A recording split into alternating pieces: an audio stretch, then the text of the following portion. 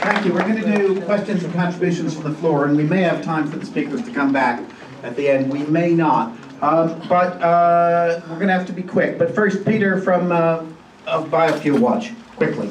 Thank you.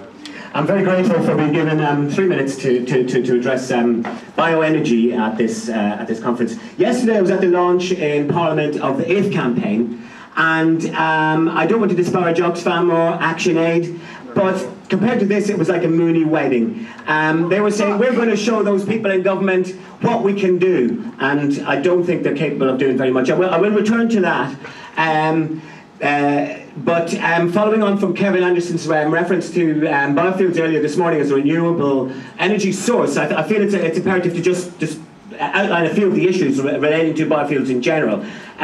You should be aware of the problems with transport biofuels.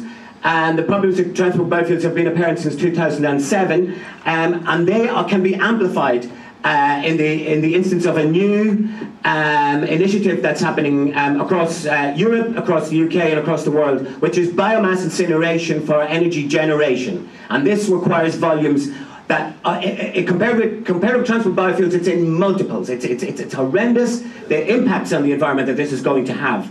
But as I say, we know from transport biofuels that the life, if you take into account the full life cycle of from field to exhaust pipe, they equal and in some cases exceed the emissions, overall emissions of fossil fuels.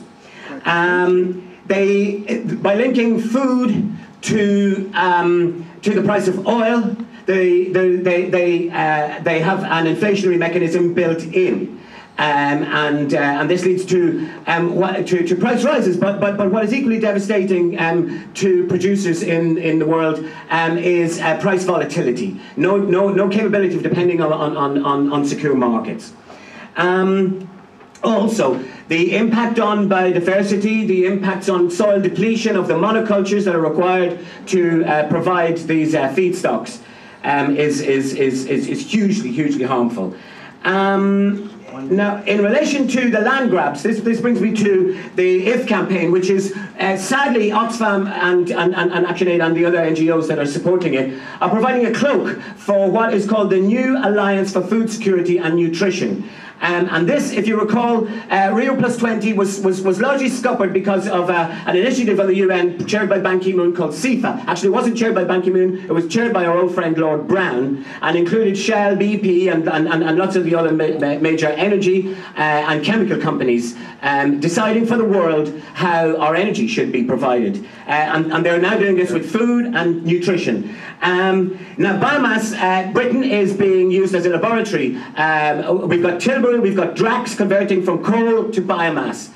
This means that Britain, which produces 1 million tonnes of wood every year, will be importing 9 million tonnes at the most conservative estimates to provide electricity power generation.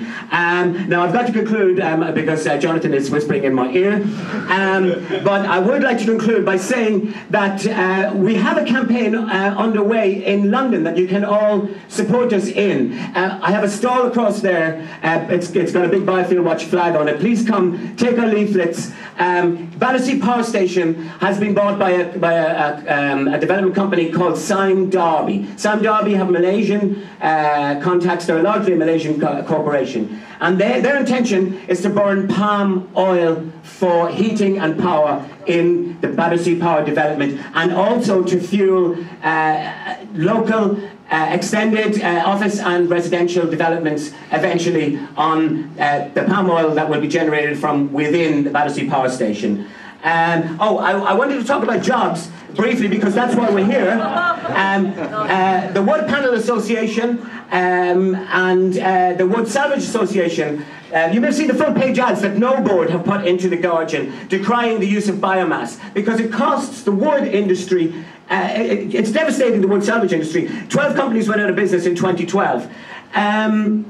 There's 3 power plants that are going to burn straw in East Anglia, and the Renewable Energy Agency and the government are claiming that this will provide 120 jobs, 40 jobs per power station. Burning straw, the straw that will be used, the volumes, again, this is about mass volumes of incineration.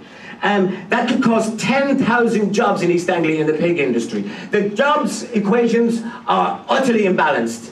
And so, also, Atlanta, let me just say in Atlanta, the dockers are striking. They're taking industrial action, and they will be striking probably to stop American trees being sent to Britain to burn in our power stations. Please come to the stall and take our leaflets about piracy. Thank you. Who wants to ask questions, say something? Nancy?